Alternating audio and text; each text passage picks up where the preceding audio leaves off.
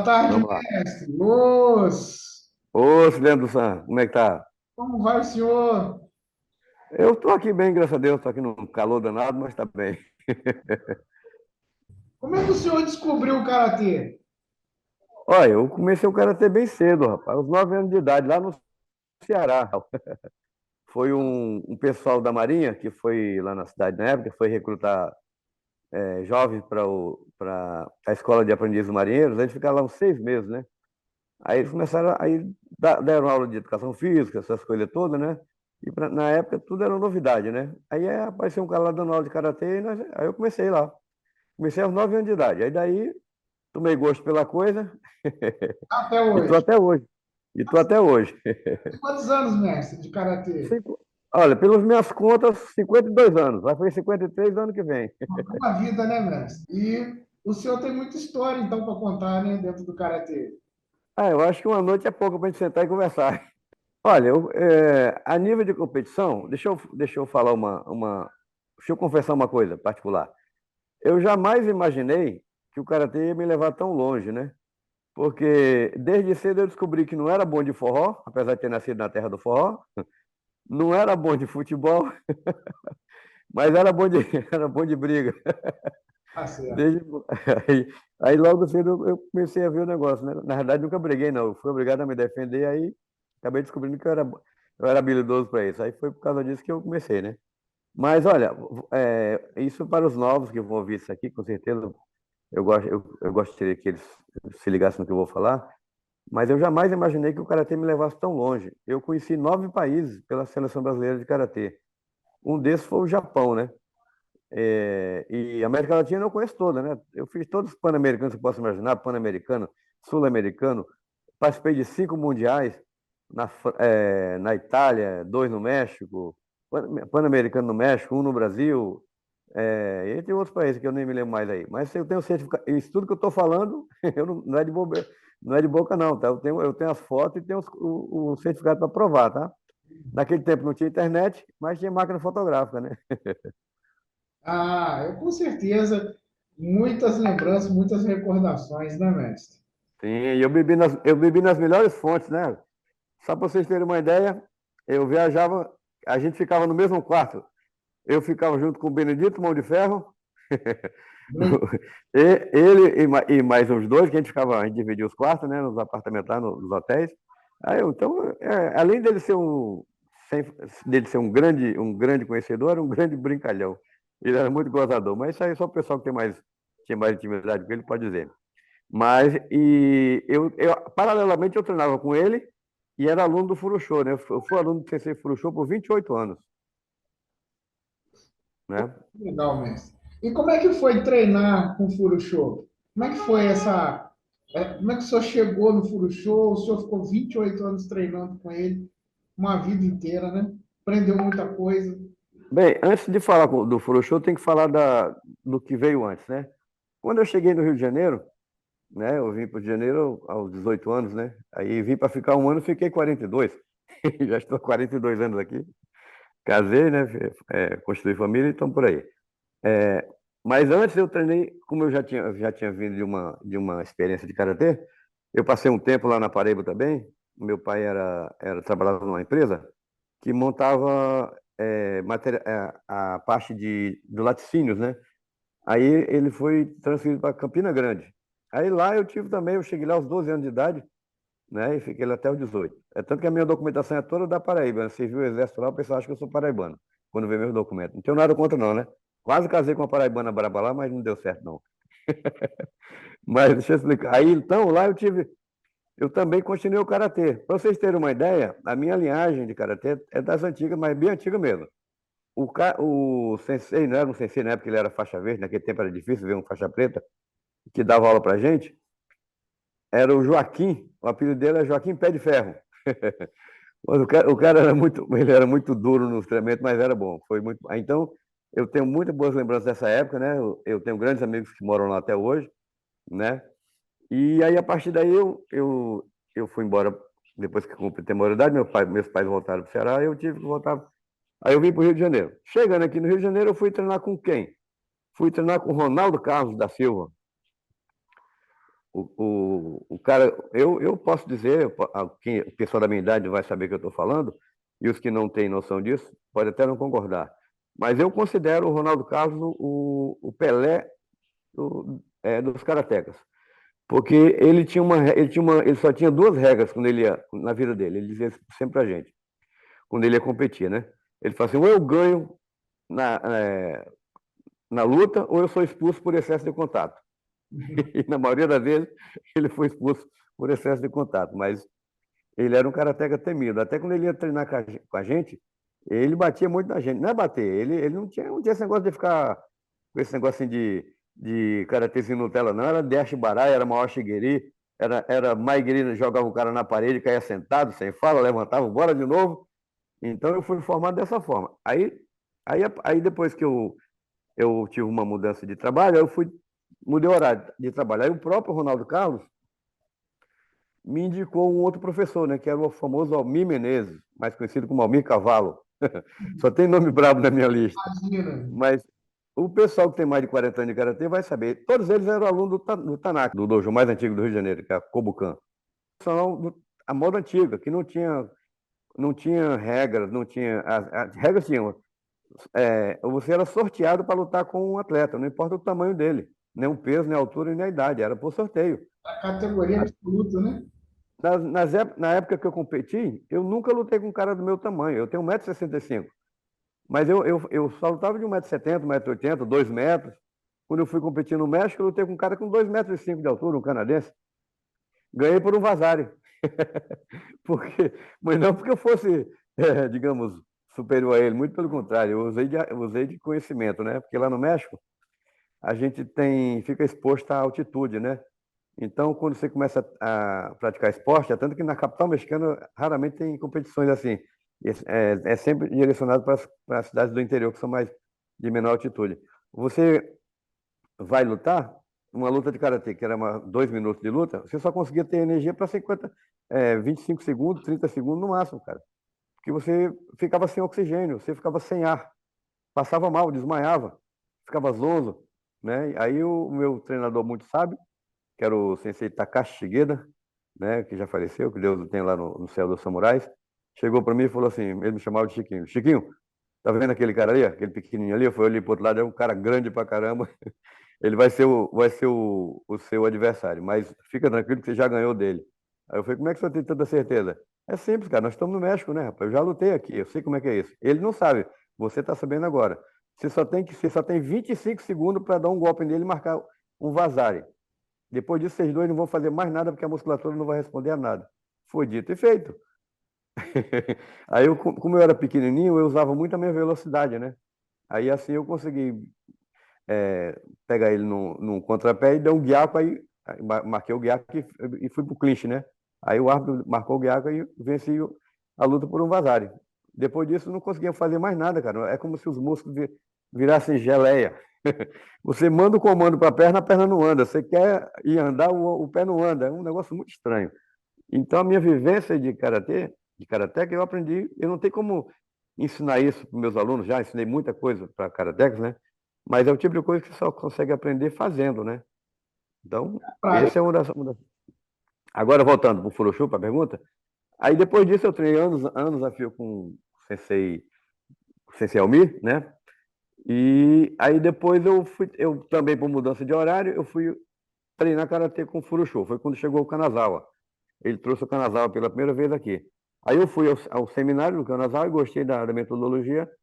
Aí perguntei para ele se ele me aceitava como aluno. Quando eu cheguei para treinar com o Sensei Furushu, eu já era faixa preta, entendeu? Então, muita gente que hoje está na direção aí da SKI, eu dei aula para esse pessoal quase todo, rapaz, com exceção dos mais velhos do que eu, né? Mas isso aí não denegre ninguém, muito pelo contrário. Eu até tenho uma opinião própria, e baseada em conversa de muita gente também do meio antigo, que o karatê brasileiro tem duas fases: antes do Kanazawa e depois do Kanazawa. Porque quando os mestres japoneses vinham para dar os famosos cursos aqui, seminários aqui no Brasil, tinha um grupo de japoneses, que eu não vou citar o nome aqui para não queimar o filme de ninguém, nem o meu, e eles faziam uma barreira que servia como uma espécie de. Eles eram os intérpretes, né? Mas eles acabavam atrapalhando mais do que ajudando. porque a gente percebia que os mestres vinham, eles queriam dialogar com a gente, queriam corrigir a gente, mas eles não deixavam os caras se aproximar da gente. Quando o Kanazawa veio, foi completamente diferente. Eu lembro até hoje, eu estava lá, eu estava na terceira fila, estava o pessoal convidado na frente, a primeira e segunda fila. Aí o Kanazawa viu um garoto, devia ter uns 14 anos, fazendo um movimento lá, ficou encantado com ele, né? Foi lá, entrou no meio do pessoal, chamou ele, vem aqui na frente. Aí o pessoal, ninguém. Aí esse pessoal que era acostumado a esse tipo de tratamento, ficou assim, sem entender nada, né? Aí ele foi, o Furushou traduziu para. Que estava traduzindo na época, era até o Sensei Nayuki, né? Aí ele falou assim, não, o Sensei Kanazawa falou que karatê se aprende assim, contato físico, aluno, professor, não importa quem seja, não é no visual. Ou seja, essa lição para mim ficou para o resto da vida. Então, depois disso, o karatê brasileiro tem uma evolução fora do padrão, fora do comum, porque ele trouxe metodologias que só eram ensinadas lá no Japão.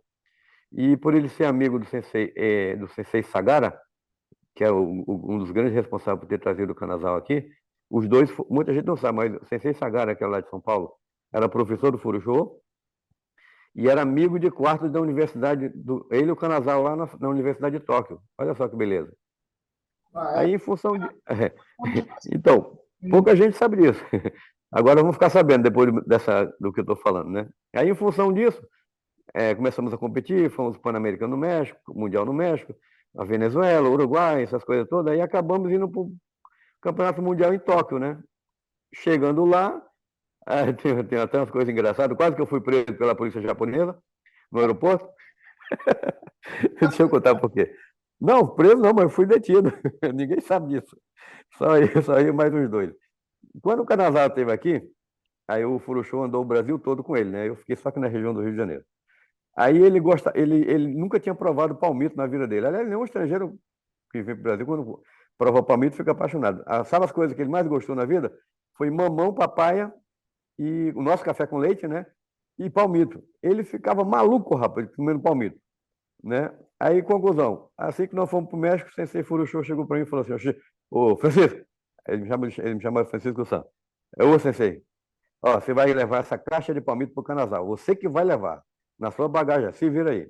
Aí eu levei uma caixa de palmito com 12 vidros daquele de palmito dentro. Naquele tempo, as viagens não tinham essas barreiras de impedir de levar alimento. Só se fosse uma coisa que fosse muito chamativa, né? Mas a gente podia levar refrigerante, podia levar enlatado. E eu levei essa caixa de palmito. Aquele palmito grande, rapaz. Aí, escuta só. Chegando lá no aeroporto de Narita, 2 horas da manhã, eu fui lá pegar a minha bagagem, né? Aí a caixa era grande, né? Aí eu tô vendo lá, tá vindo lá minha mala e tá vendo aquela caixa. Aí eu vi que o fundo da caixa estava molhado, né? Aí quando eu peguei na caixa, fui cercado por 12 japoneses, 12 policiais. Os caras olharam para mim assim: você que é o dono dessa caixa? Eu falei: sou. Agora, gente, vou confessar uma coisa para vocês, não tenho nada contra não, tá? Mas entender o inglês de japonês é muito difícil, viu? E quando eles falam rápido, então, você tem que ser meio intérprete, tem que ler a leitura corporal em vez da leitura labial. Aí, conclusão, aí eu, naquela confusão, eu não sabia o que eles queriam, queriam me levar lá para uma salinha lá para conversar comigo. Aí até que apareceu um japonês lá que falava espanhol. Graças a Deus. Aí eu falei com ele, não, isso aí é palmito, rapaz. E aí? Como é que eu ia dizer palmito em espanhol que eu não sabia nem sabia nem sei até hoje se tem esse nome. E em inglês, então, nem se fala, né? Aí o que que eu fiz? Eu abri a caixa, um dos palmitos tinha quebrado o vidro, rapaz. Aí o líquido da conserva vazou todo e molhou o fundo da caixa. Foi por isso que eles viram. Aí eles viram aquele vidro cheio com aquele cilindro branco, pensavam que era droga, rapaz. Só podia ser. Aí o que que eu fiz? Eu abri um outro vidro, aí eu vi que um deles tinha uma faca na coxa, na farda, assim, no uniforme, né? Aí eu perguntei o japonês que falava, se ele podia me emprestar a faca. Aí quando ele virou pro cara, o cara falou, deu um grunhido lá bem sério, tipo assim, não, não, negócio de faca não. Aí eu fui, peguei, aí mandei ele abrir, né? Aí eu peguei o palmito, ele cortou um pedaço de palmito, eu comi na frente deles, aí eles ficaram me olhando assim meio esquisito, achando que eu era doido. Aí o japonês, o espanhol, provou também, né? E falou que gostou, aí todo mundo provou. Aí, conclusão, a metade da caixa de palmito eu tive que dar para os caras, porque eles ficaram apaixonados pelo palmito. Aí eles me liberaram, né? Aí essa caixa de palmito foi lá para casa do Sensei Kanazawa. Aí nós ficamos um dia inteiro lá. Aí eu fiz café da manhã para o Kanazawa, fiz a salada de palmito. O cara, Ah, eu levei também café Melita.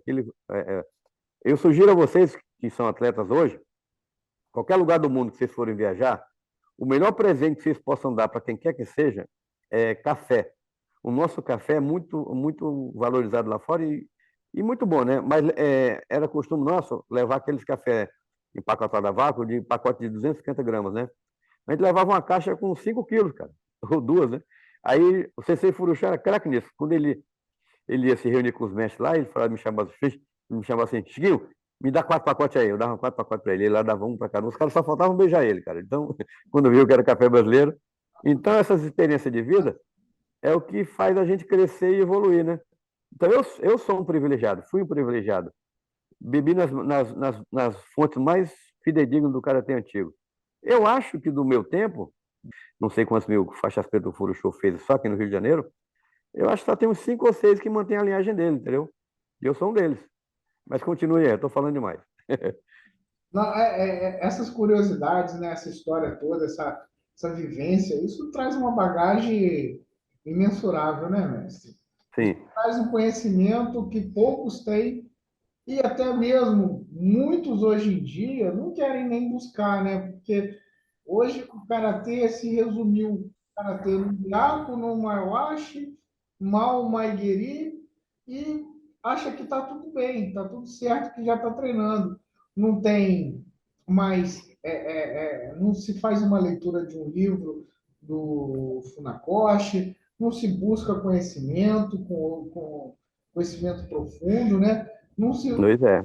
mais o kata como deveria. Muitos eliminam, igual, por exemplo, o Funakoshi, que criou a série Taikyoku. Hoje em dia é raro Ué, uma eu escola. vou mais além. Eu vou mais além, não te interrompendo aí, só pegando o gancho, que faz parte do que você começou aí.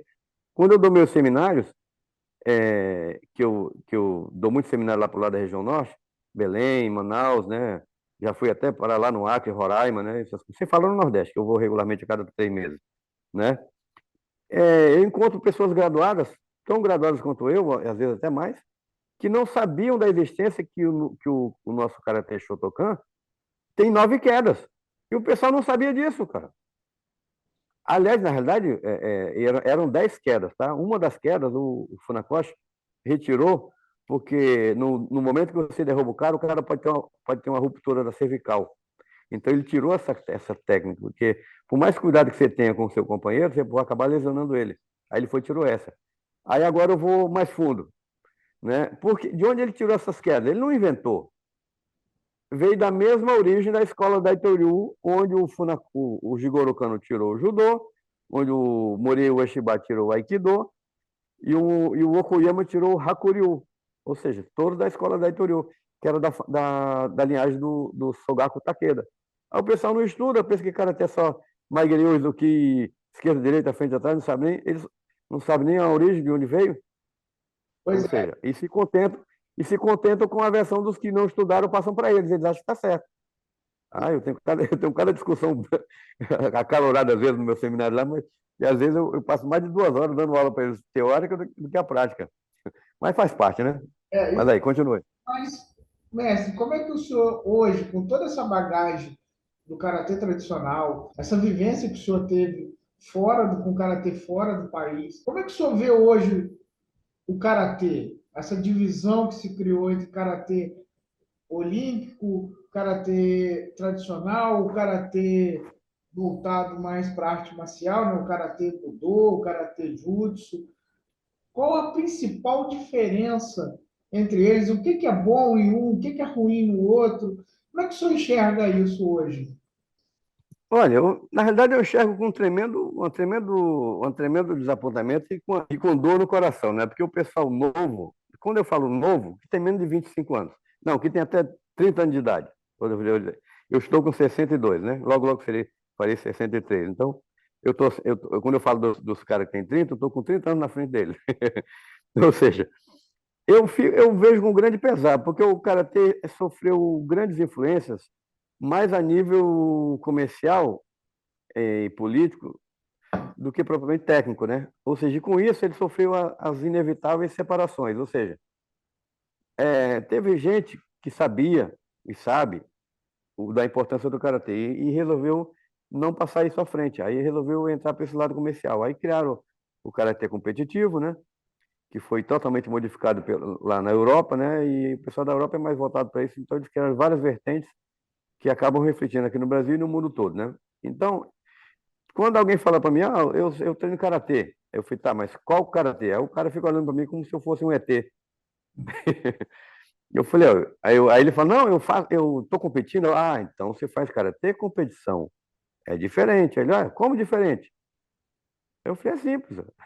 O que eu conheço de campeão brasileiro de karatê que já tomou tapa na cara, teve nariz quebrado, dente partido, desmaiou com soco e foi brigar na rua. Isso aí, o karatê que eu digo, que eu aprendi é o karatê que a gente chamava karatê vital. O que é vital? Ou seja, como é que se fazia isso? Eu já dei mais de 5.000 socos em makiwara, até hoje eu treino. Quando você treina makiwara, o pessoal não sabe nem o que é isso, a pessoa até que é comida japonesa. Esse pessoal novo. Ou seja, é a arte de aprender como é que chama? Condicionamento dos Funcionava. membros superiores e inferiores, que era feito no karatê à moda antiga. Hoje em dia, você vai nas academias aí mais modernas que tem, você não encontra um makiwara. Muito pelo contrário, você vê um cara com a mão envolta em bandagem, dando um soco em saco de pancada, e não sabe o mal que está fazendo a si mesmo. A menos que ele esteja fazendo outra modalidade, mas se for karatê, não. Karatê, para socar, não tem que botar luva, nem tampouco botar bandagem. Por quê? Eu vou dar um exemplo. Vocês lembram do Mike Tyson, né? Sim. O Mike Tyson estava no auge da carreira dele, aí ele tinha uma luta valiosíssima para fazer, não sei o que diabo ele estava fazendo, aí ele acabou tendo um desavença lá com o pessoal de onde ele estava, ele deu um soco no queixo do cara e quebrou a mão. Ele quase mata o cara, mas quebrou a mão. Aí eu pergunto, ué, mas o cara não é um excelente boxer? Eu falei, não, isso aí não tira o mérito dele. Só que ele bateu com a mão nua. E que me perdoem aqui os lutadores de boxe, clássico ou não, que aquela luva é para proteger a mão. Mas se ele tirar a luva, ele não sabe socar. Ele pode até machucar alguém, mas ele só vai dar um soco. Ele vai quebrar um dedo, vai quebrar uma falange, vai quebrar o pulso, vai quebrar alguma outra parte da mão dele. Ele não vai. Quando ele olhar para a mão vai estar inchada. Depois que esfriar o negócio, é que ele vai ver a lesão que sofreu. É um, Agora o karatê não. Dá um chutou-ti, que é bater com a faca da mão numa barra de gelo de 20 centímetros, como eu fiz muito, quebrava três ao mesmo tempo, e não machuca nada. Ou seja, mas por quê? Condicionamento. Ou seja, e o karatê bate com o soco do carneiro, né? Que é como se fosse a parte do chifre do carneiro, que é a parte do seiken. Né? Depois vocês pesquisam isso aí. Soco do sol e o soco do carneiro.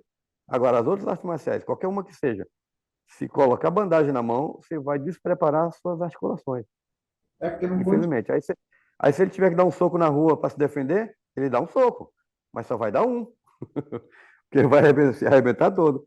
Infelizmente é o que eu vejo assim. Agora, o karatê que eu pratico até hoje, que eu ensino, como eu citei antes, é o que a gente denomina de karatê vital, porque tradicional ficou muito batido. O pessoal acha que é uma coisa. Aí eles associam a outra coisa. Porque o karatê antigo, existe um estilo karatê chamado Shorinjin Kempo. Ele veio da linhagem antiga, tá? Ele se modificou muito pouco e ele se mantém até hoje fiel às suas origens. Ou seja, é o karatê que eu considero o estilo de karatê mais completo, que é o que eu aprendi. Só que o Shorinjin Kempo usa muita técnica de projeção, né? Porque faz parte da metodologia deles. Então, o cara que um dia bater de frente com faixa preta do Shorinjin Kempo, ele vai tomar tapa na cara, hein? Ele vai apanhar muito. Não importa se seja em cima, embaixo, projeção, não importa. Os caras são bons. E eu treinei muito com esse pessoal, tomei muita porrada deles, viu? Mas também dei as minhas. Mas a gente tem que experimentar de tudo para saber, né? Mas o karatê que eu ensino. O karatê do é o que conhece a técnica de kata, kihon kata, depois kumite. São as três linhas básicas de qualquer karateca. Primeiro kihon, depois kata e depois kumite. Se você faz o kihon bem, você vai ter um excelente kata. E se você faz um kata bem, você vai ser um excelente lutador de Jiu Kumite, não é Shiai Kumite. Ou seja, Shiai Kumite é a luta de exibição. Jiu Kumite é aquela que a gente fazia no dojo lá do Furosho, toda sexta-feira, a academia ficava lotada, que o pessoal saía para ver o comitê, né? Ou seja, como é que era? O show olhava assim, Francisco, levanta aí, eu levantava. 2 minutos de luta. Ninguém acertava ninguém, mas tinha deslocamento, tinha Deachibarai, tinha luta bonita, mas ninguém machucava ninguém, porque na hora que a gente dava o soco, a gente.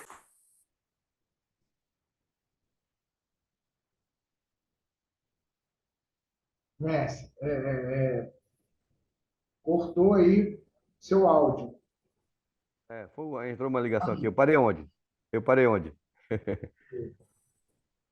Eu É, parei onde? lá no Furo Show, lá durante os treinos de combate. Ah, sim. Então, na sexta-feira, era no dojo que ele abriu lá em São Gonçalo, que era na Kyohan, né? Foi a melhor academia que ele abriu na vida dele. Ou seja, era segunda, quarta e sexta, né? Eu dava aula de cinco às seis, seis às sete, de sete às oito eu treinava e de oito às nove a gente só treinava entre a gente. O pessoal ia embora e a gente ficava lá. Então a gente treinava tudo que não podia treinar junto com os outros alunos, que aí eu, como diria, aí o pau comia mesmo, entendeu? É tanto que até hoje, em qualquer lugar que eu vou, o pessoal da antiga, quando me vê, ô Sensei, ô Chiquinho, vai lá, me abraça. Por quê? Porque eles sabem da nossa origem. Nós temos uma linhagem de karatê antiga. Então, quando eu falo karatê do, o karatê do é a parte que o karatê esportivo não tem. O do significa.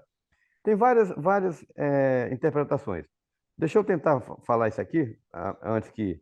Quer dizer, já aproveitando o momento. O pessoal lê nos livros, karatê do, não sei, mas não sabe o que significa. Então, eu vou explicar o que eu ouvi das fontes mais fidedignas que vocês possam imaginar. A palavra cara, quer dizer vazio, é o éter. Uma coisa que não tem fundamentação sólida, né? É como se fosse uma coisa oca. E o T tudo que está relacionado às mãos, o pegar, socar, agarrar, né? E o do é tudo que está relacionado ao resultado de tudo isso durante a sua vivência, ou seja, a sua elevação espiritual, o que você aprendeu como ser humano, como você evoluiu o seu caráter, se você for um bom karateca ou não, se você for um cara covarde, um medroso, você nunca alcança o do.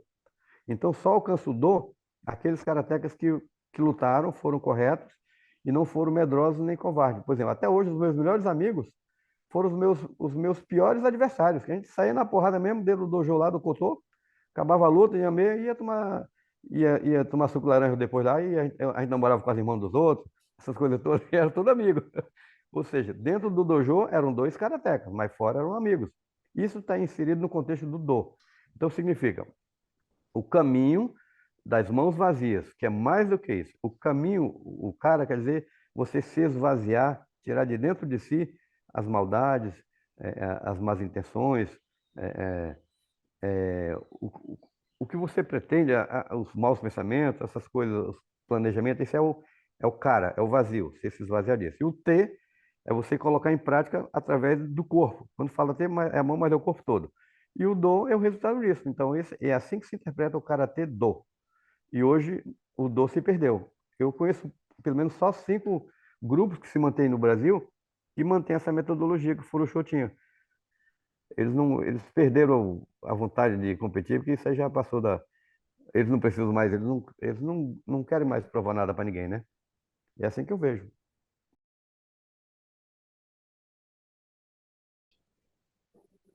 Olha, ele tinha um carinho muito especial pelo Furusho, e isso permitiu que ele passasse por Furusho e apenas para ele determinadas coisas que ele nunca, eu acho que ele nunca passou para ninguém fora do Japão, né?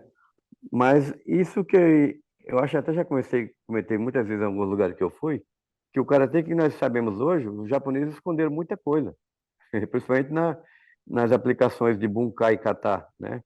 Ou seja, eles têm a aplicação. Claro, agora eu já fui iniciado nessa arte, né? Por isso que eu estou falando, eu sei que eu estou falando.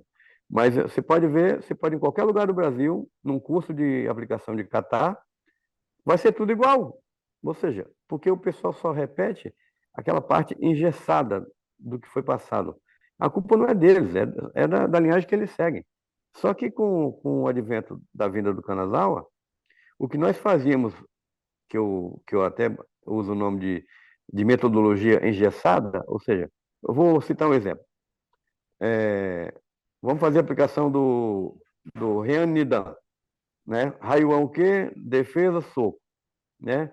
Todo mundo faz igual, com uma ligeira ou diferenciação da mão que vai por cima, por baixo, ou se bate de baixo para cima, ou circular, mas basicamente é a mesma coisa. Só que com o Kanazawa, ele permitiu que o Furushou desenvolvesse, ou passou para o Furushou, a parte não engessada.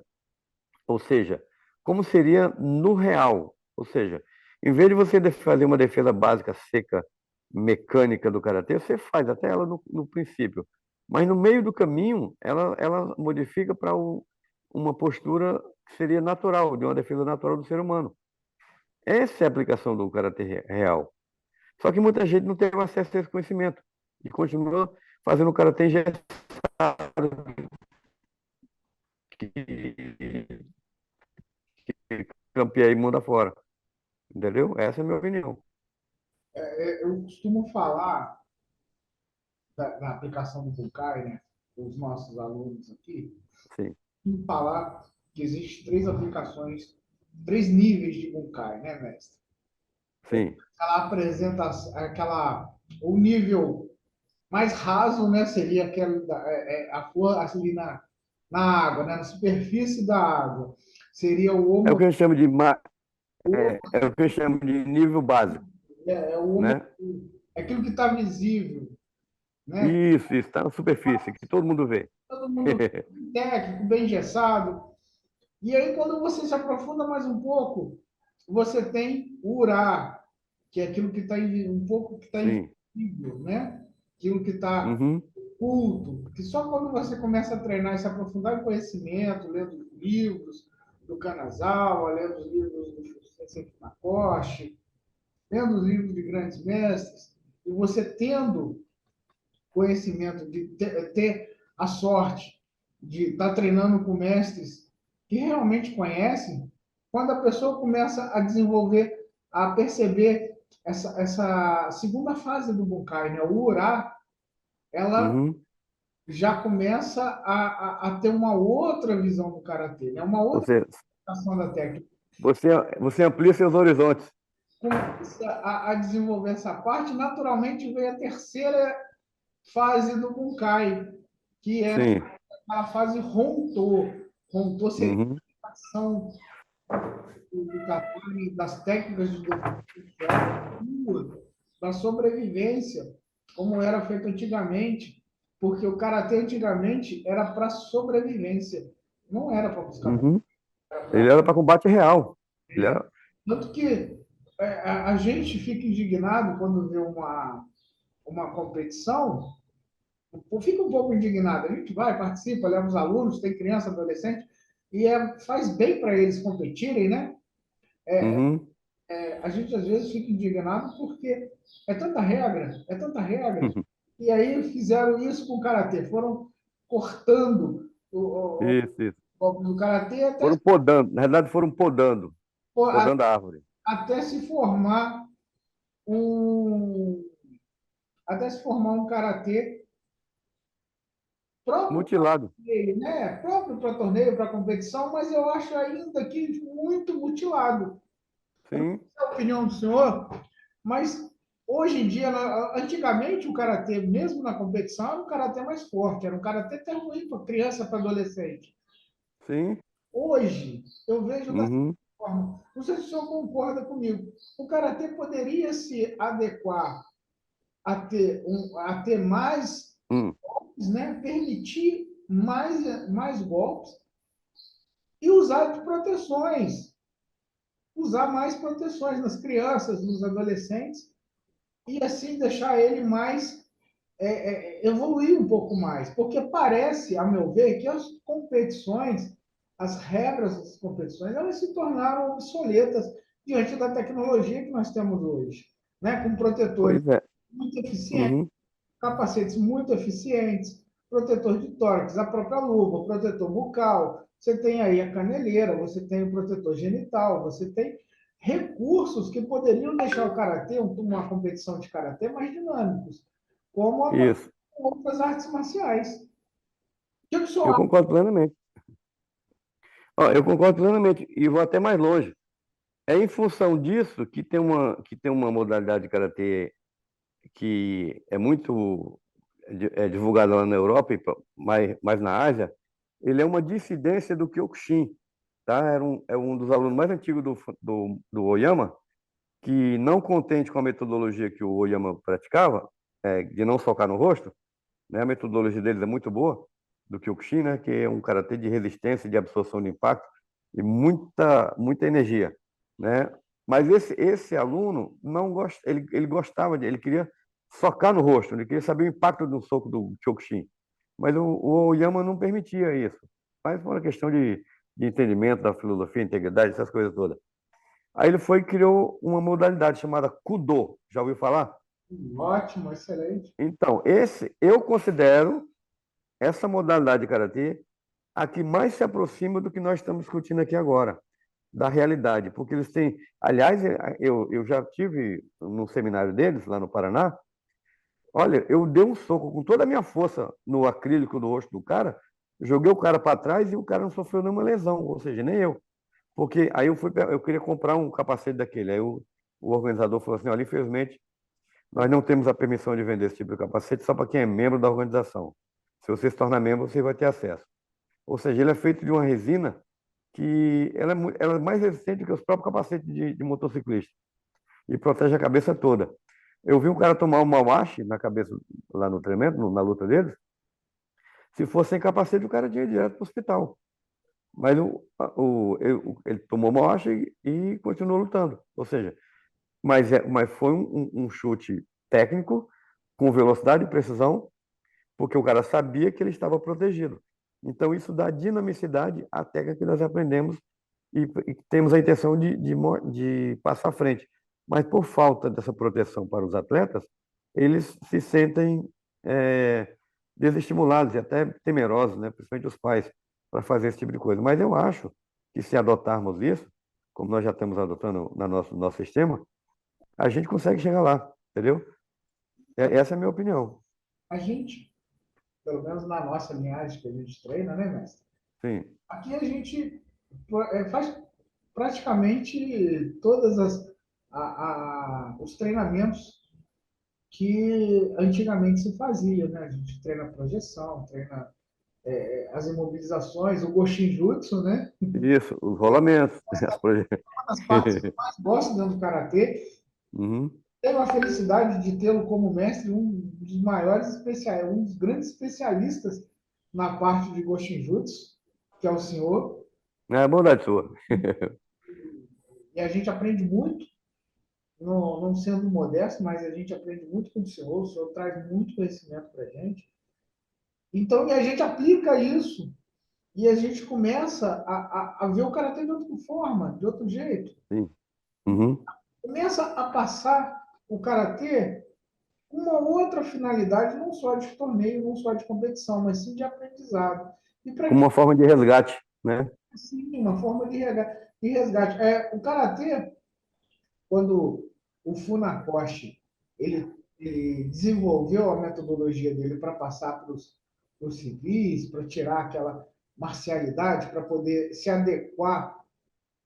E aí ele vai e coloca, né, como o senhor falou anteriormente, coloca o do no karatê, coloca toda a parte filosófica, né? Ele desenvolve Uhum. mais ainda a parte filosófica do karatê. Então, como metodologia, como um método educacional, como um Sim, método para trilhar, para fazer um estilo de vida, não só uma arte para ficar batendo. E parece pois é. que as coisas voltaram ao contrário. Está só batendo, esquece o dor, e aí quando o camarada faz os 30 anos de idade, ele acaba começando a não desenvolver tanto quanto desenvolvia antes e acaba se frustrando. Pois é. O karatê não é para deixar o praticante frustrado, né? Ele é Uhum. toda, com 50, 60, 70, 80, enquanto tiver vida, Eu sei. Tem né? possibilidade de se manter treinando. Cada um dentro da sua própria condição, mas é uma evolução constante, né? Então, assim, eu vejo dessa forma que o karatê, ele pode ser, claro, treinado, não pode ter uma vertente dele no treinamento, tanto de escola, para torneio, principalmente para as crianças e adolescentes, para a pessoa desenvolver, mas ele não pode ser o foco do treinamento. Porque se perde muito, deixa-se de treinar muitas coisas, perde muito conhecimento, né? Muita Uhum. matéria do karatê em si acaba deixando de lado, né? Para se É. treinar só kata, mas treina-se a plasticidade do kata e não os fundamentos. Mas Exatamente. falar de faixa preta que não bate maquiara para não ficar lento, né? Pois é. Isso acontece, né, mestre? Como eu sei, Uhum. pegado muito cidadão faixa preta aí que não batia maquiara, que nunca bateu maquiara, que nunca fez uma luta um pouco mais pegada. Uhum. Deve ter Nunca fez um jogo comitê um pouco mais forte, né? um jeito Daquele que a gente, solto. daquele que a gente sai atropelando o cara, é Maigrig, Yakusuki, Maoshi, de Ashibarai. Às vezes o camarada fala como eu já vi, mas karatê tem cotovelada, karatê tem joelho. O que existe no Catar, então, meu amigo? Você, Mas é claro que tem. você tem aí o Rian Yondan, Catar básico, né? O Rian, que Sim. tem a joelhada, que tem Ele já considera o kata de alto nível, por que causa da joelhada, né? aí a pessoa às vezes não enxerga isso, né? Uhum.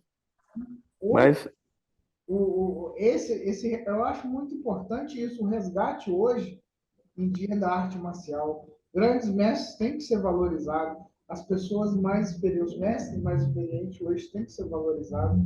E hoje eles são vistos, muitos deles, né, claro, tem, muitos deles têm o seu valor, mas eles são mais aqueles que saem na mídia, que quer ficar na mídia, que ganha dinheiro com a mídia, mas os outros mestres que têm um conhecimento, às vezes, tanto quanto esses da mídia, eles não são tão valorizados, né, mestre? A gente vê infelizmente, está coberto de razão. uma grande parte dos mestres mais antigos que fazem da arte um estilo de vida e não Uhum. uma maneira de angariar somente dinheiro, né? Eu também não Infelizmente. estou falando que todos são assim, mas a gente sabe que tem pessoas que só querem isso. É, Mas aqueles mestres que estão, às vezes, lá na sua casinha, recluso, treinam de vez em quando, tem lá 10 alunos, que tem uma bagagem enorme de conhecimento, sim. não tem para quem passar. Ó, quem fez muito isso foi o Sensei Benedito, o Mão de Ferro. Ele tinha um sítio lá em Itaboraí, que a gente se reunia lá nos finais de semana. A gente treinava de dia, descansava, ia até tarde da noite, ia dormir, de manhã fazia de novo e treinava o karatê da forma que ele passava para a gente. Ele sempre dizia assim, não só ele, como o Furushou dizia assim também. Olha, aproveitem enquanto eu estou aqui, que eu sou o mensageiro de vocês, eu estou passando para vocês. Amanhã eu posso não estar mais. Então, agora eu faço deles as palavras dele. Então, esse vídeo que você está fazendo aqui agora, essa gravação, vai ficar para a posteridade, né? Infelizmente, nós não conseguimos gravar muitas coisas que nós tivemos com eles, que era só em ambiente fechado, né? Aí, ou seja, aproveitem, isso aqui vai ficar para quem for assistir esse vídeo, não importa onde seja, nem quando seja. Se você tem o seu sensei e você sabe que ele tem muita coisa para te passar, não larga dele, aproveita, porque hoje a vida está tão efêmera, é como se fosse uma vela acesa. Vem o vento e apaga, e o cara já não está mais amanhã com você, Pois é, né? muito isso. Né? Infelizmente é assim. Nós temos que enfrentar a realidade. Hoje, nós estamos vivendo tempos difíceis, as pessoas a gente liga para um amigo, vai lá, faz o treinamento, 3 dias depois é comunicado que o cara faleceu repentinamente. Aí eu falei, meu Jesus, eu falei que o cara tem 3 dias, né? E assim vai. Então, todos nós somos sujeitos assim. Então, quem tem os seus senseis, aproveitem, nunca faça aquela famosa frase, no próximo eu vou. Pode não haver mais próximo, entendeu? Mais próximo. Claro, tem que ser assim, Tem que não é valorizar, isso? né, mestre? Tem que Aham. Eu falo, eu prego muito isso. Tem que valorizar, o aluno tem que valorizar, tem que respeitar o sensei respeitar o seu aluno, passar conhecimento para ele. Tem muito sensei também aí que às vezes não quer passar porque não que acha que o aluno não está apto, Uhum. tem algumas coisas, mas o aluno tem que perseverar, o aluno tem que correr atrás, tem que encher o saco, né, mestre? Com certeza. É isso aí. Dialogando, mas sempre dentro do respeito, porque o mestre tem que ser respeitado, né? Eu considero, o senhor sabe disso? Eu sempre falo que o mestre, né, o seu sensei, ele sempre sabe o que ele vai saber o que é melhor para você, mas porque ele está direcionando o seu caráter. Se hoje eu, Uhum. como meu mestre, o senhor hoje direciona o meu caráter, o meu conhecimento, eu tenho que entender, às vezes eu tenho que respeitar. Quantas vezes o senhor falou não para mim, né? Eu falei, Uhum. depois, daqui a um ano, a gente volta de novo, né, velho? Ô, mestre, dá mais uma cutucada. Vamos fazer assim? Tá? Tá certo. Uhum. Só ver a hora. Não, olha, a hora é essa, o momento é esse, agora eu sei que Uhum. pode ser assim. E a gente não Ah, hoje, né, mestre? Infelizmente, o que você fala não para o aluno hoje, o aluno vira as costas e nunca mais volta. como diz, ele ficou fedidinho. Mas sabe o que é isso? Esses são os karatecas Nutella. Se dá um QI mais forte, ele cai no chão, fica assustado, corre pro colo da mamãe, da mamãe. Às vezes o Ou cara seja, não ah, guia a disciplina, enfim, questiona muito. aham, Acaba de uma forma até, não é questionar, ser desrespeitoso, né, mestre? aham. Isso já aconteceu com o senhor muito. Olha, eu vou dizer para você, eu já alcancei todos os títulos que eu queria, né? Já provei para mim, eu só queria provar para mim, acabei provando para outras pessoas, mas não importa mais. Mas a última competição que eu participei, a última não, uma das três últimas que eu competi, que eu fui arbitrar, aí tem aquelas clínicas de arbitragem, né? Sim, Aí isso foi logo no começo do que está acontecendo até hoje, que eu simplesmente não concordo e se eu tiver presente, eu saio para não falar, para o pessoal não se sentir ofendido, principalmente os mais antigos. O que está acontecendo? Acontecendo? Você vai nessas competições de karatê, especificamente, aí o cara está lá competindo, está o árbitro principal, está os laterais, né? Ou o lateral, não sei, cada associação usa a sua própria metodologia, mas tem sempre os árbitros presentes. Aí, no afã daquela competição,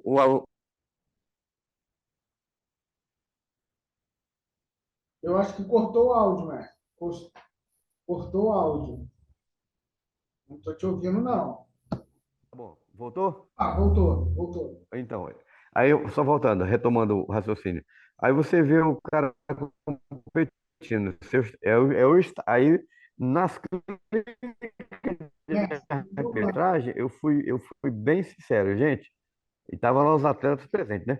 Ó, a gente marcava o guiaco, marcava o ponto, voltava respeitosamente para o nosso local, para o ponto inicial, onde estava marcado o atleta, e esperava o árbitro se manifestar e dar o ponto, se era Vasari, se era Aka ou Shiro, não importa.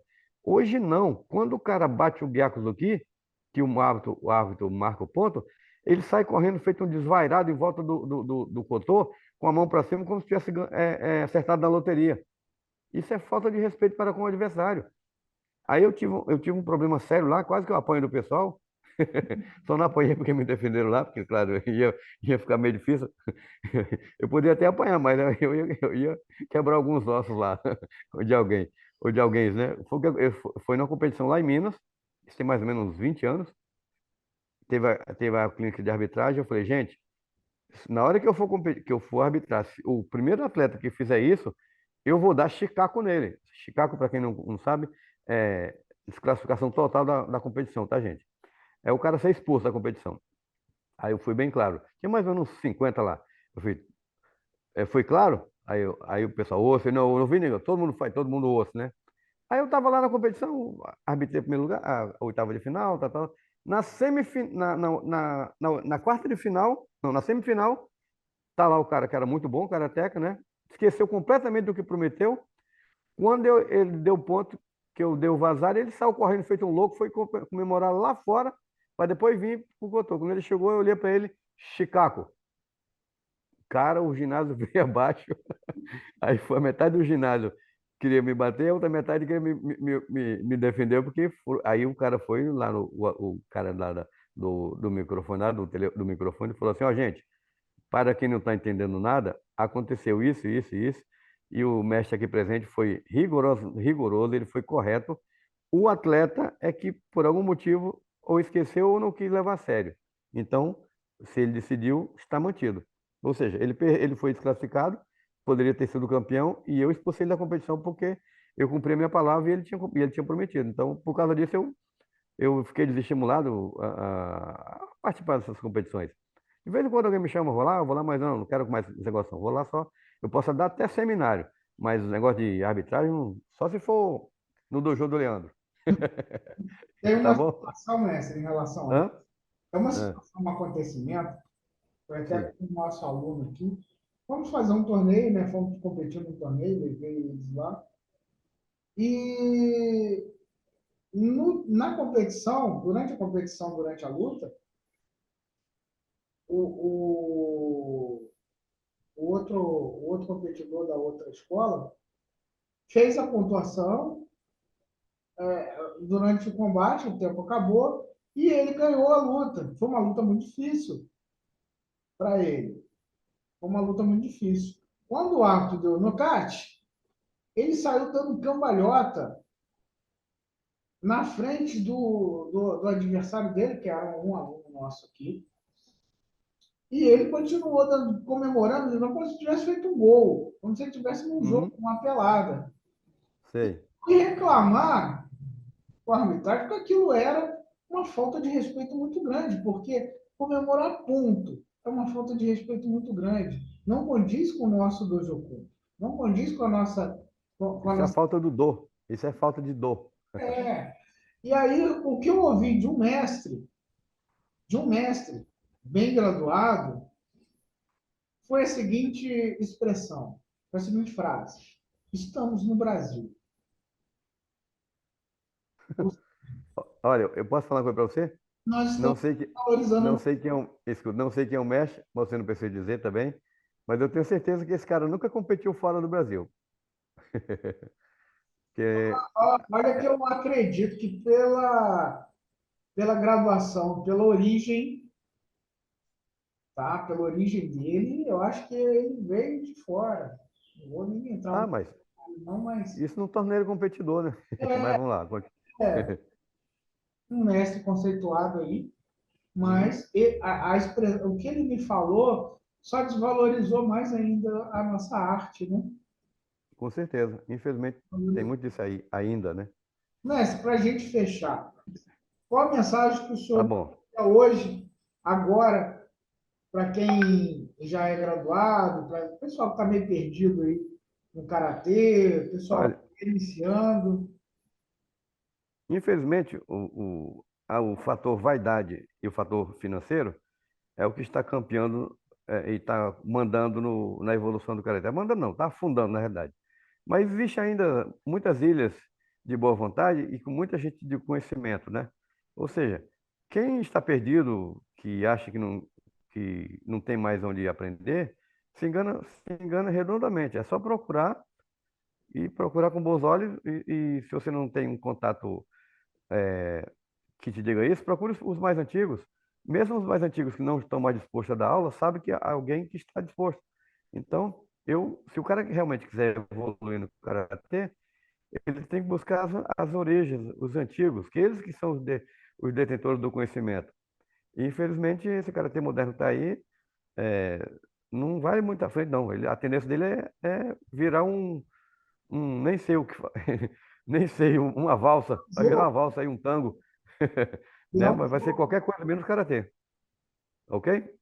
uso. E é só procurar o Dojo Menkyo, né, e o Zanshin Dokai Dojo, e qualquer dúvida, estamos aí. Eu vou reiniciar não. Já estou eu e o Sensei Cristiano lá em Teresópolis, é, estamos montando a nossa base lá do Karatê à moda antiga. Exatamente esse que foi comentado aqui. Quem é daquela região lá, assim que tiver tudo no ponto, eu se notifica aí no canal, tá bom? Os, mestre, com certeza. Falou. Um abração e Fica aqui, é, meu carinho enorme pelo senhor. Fica aqui um abraço enorme da Mentor para o senhor. E estamos juntos.